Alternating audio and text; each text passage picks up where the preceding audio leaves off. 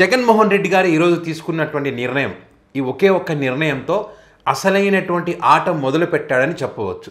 మొన్నటిదాకా అసెంబ్లీకి వెళ్ళకపోవడానికి సంబంధించి ఈ ప్రతిపక్ష నాయకులు కానీ, స్పీకర్ గారు కానీ, మరి అదేవిధంగా రఘురామకృష్ణరాజు గారు కానీ, వాళ్ళ మీడియా కానీ ఏ రకంగా కామెంట్ చేశారో మనం చూసాం.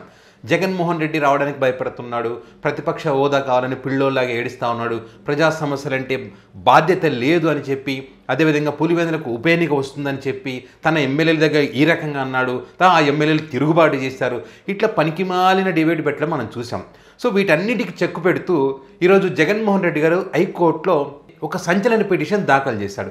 ఇప్పుడు వీళ్ళ నిజాయితీ, నిబద్ధత, ప్రజల పట్ల ప్రేమ, సమస్యల పరిష్కారము, జగన్మోహన్ రెడ్డి విషయంలో వీళ్ళు ఇంటర్నల్గా వీళ్ళకు ఉన్నటువంటి ఆలోచనలన్నీ కూడా బయటపడతాయి ఇప్పుడు. ఎందుకంటే ఆ రకంగా జగన్ గారు పిటిషన్ వేయడం జరిగింది. ఏంటంటే ఇప్పుడు స్పీకర్ గారు ఇచ్చినటువంటి రూలింగ్ను చట్టవిరుద్ధంగా ఉంది రూలింగ్. సో మరి ఆ రూలింగ్ను రద్దు చేస్తూ ఆర్డర్స్ ఇవ్వాలని చెప్పినటువంటి క్రమంలో ఈ హైకోర్టు ఏం చేసింది, ఇక్కడ ఎవరైతే స్పీకర్కు, అదేవిధంగా స్పీకర్ కార్యదర్శికి, అదేవిధంగా పయ్యావుల కేశవ్కి, అదేవిధంగా న్యాయ వ్యవహారాల శాఖ కార్యదర్శి ఉంటారు కదా, వారికి నోటీసులు జారీ చేసింది. నోటీసులు జారీ చేసి ఒక 3 వారాల పాటు ఈ కేసును వాయిదా వేసింది. ఇక్కడ జగన్మోహన్ రెడ్డి గారు ఈ పిటిషన్లో ప్రస్తావించినటువంటి అంశాలు ఏంటంటే, ప్రతిపక్షాన్ని తిరస్కరిస్తూ, అంటే నేను ప్రతిపక్ష నేతగా ఉండకూడదని చెప్పి వీళ్ళు ఏదైతే తీర్మానం చేసుకున్నారో, ఒక నిర్ణయాన్ని తీసుకున్నారో, ఆ అంశానికి సంబంధించి కొన్ని తప్పులు ఉన్నాయి.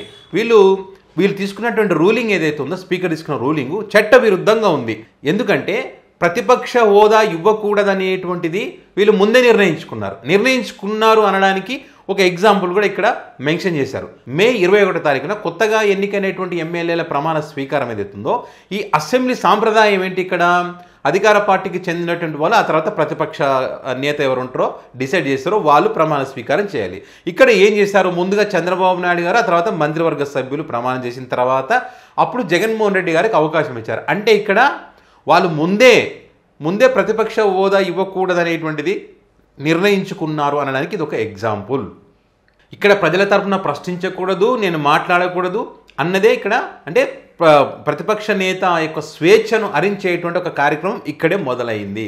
ఎందుకంటే ఇక్కడ Janasena, TDP, BJP, YSR Congress party, 4 పార్టీలు, ఆ 3 పార్టీలు ఒక కూటమిగా ఉన్నప్పుడు, వాళ్ళ అధికార పక్షమైనప్పుడు, మరి వాళ్ళ ప్రశ్నించేటువంటి ఏకైక పార్టీ ఏది, వైఎస్ఆర్ కాంగ్రెస్ పార్టీ. సో ఇక్కడ ప్రతిపక్షం అనేటువంటిది వైఎస్ఆర్ కాంగ్రెస్ పార్టీకి వస్తుందా రాదా, సో అదే అంశాన్ని ఇక్కడ ప్రస్తావించడం జరిగింది.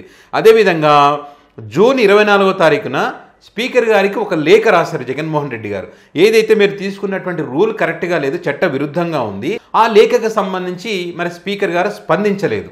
మరి స్పందించాలి కదా, ఆ స్పందించకుండా ఇక్కడ పయ్యావుల కేశవ్ గారు బహిరంగంగానే 10% సంబంధించి 10% ఎమ్మెల్యేలు ఉంటేనే ప్రతిపక్ష హోదా వస్తుందని చెప్పి, ఇంకో 10 ఏళ్ళైనా కూడా వీళ్ళకి రాదని చెప్పి, ఈ రకంగా మాట్లాడడానికి సంబంధించి కూడా పయ్యావుల కేశవ్ను కూడా ఇందులో ఇంక్లూడ్ చేయడం జరిగింది, ఆయన మాట్లాడినటువంటి మాటలకు సంబంధించి. అంటే ఇక్కడ ఎక్కడా కూడా 10% అనేటువంటిది ఖచ్చితంగా లేదు.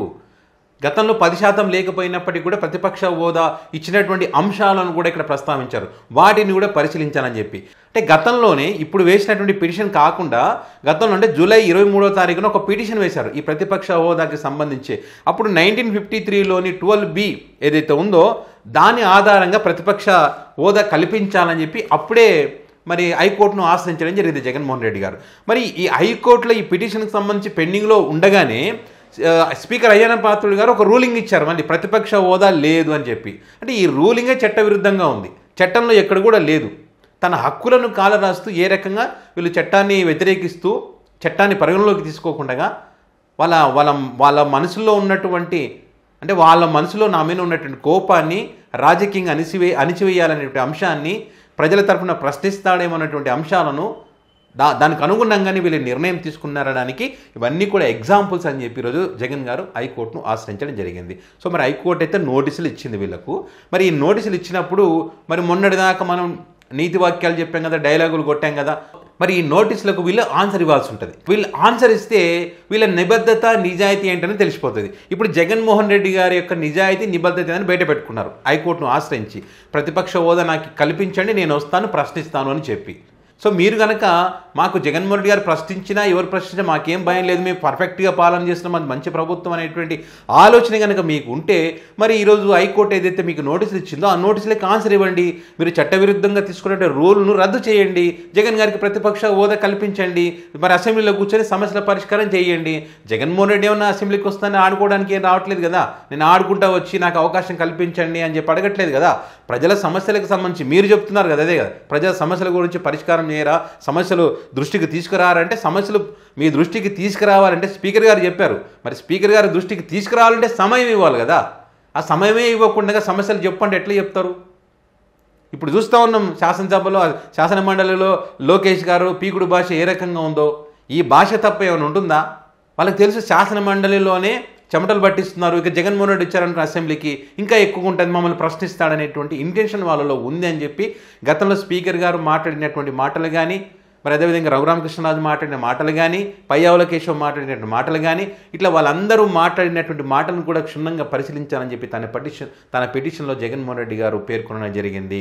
ఇది జగన్మోహన్ రెడ్డి గారు అసెంబ్లీకి వెళ్ళడానికి సంబంధించి తీసుకున్నటువంటి సంచలన నిర్ణయం. మరి వీళ్ళు ఏం సమాధానం చెప్తారనేది చూడాల్సి ఉంది. ఏదేమైనా జగన్మోహన్ రెడ్డి గారు మరొకసారి హైకోర్టును ఆశ్రయించి వీళ్ళందరూ నోర్లు మూతబడేలా షాక్ ఇచ్చారని చెప్పొచ్చు.